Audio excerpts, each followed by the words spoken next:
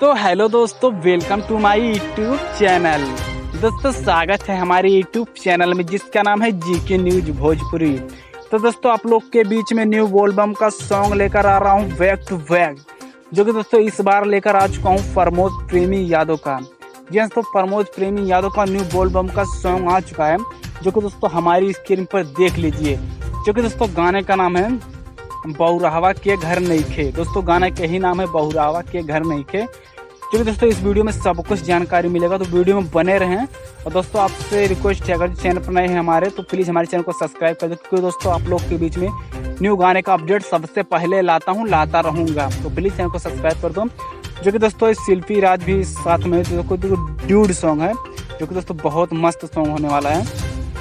तो दोस्तों आप लोग को बता दें ये कौन सी चैनल पर इस सॉन्ग को रिलीज किया जाएगा। जो दोस्तों प्रमोद प्रेमी एंटरटेनमेंट पर इस सॉन्ग को रिलीज किया जाएगा, जो कि दोस्तों इसका डेट कंफर्म हो चुका है। जो कि दोस्तों 2 अगस्त को सुबह के 6:30 पर इस सॉन्ग को रिलीज किया जाएगा, जो दोस्तों बवाल सॉन्ग है, दोस्तों वीडियो सॉन्ग है। तो दोस्तों अपडेट कैसा लगा प्लीज़ हमारे कमेंट बॉक्स कमेंट कर दिए। चैनल पर नए हो तो प्लीज़ रिक्वेस्ट चैनल को सब्सक्राइब कर दो। चलिए दोस्तों मिलते हैं नेक्स्ट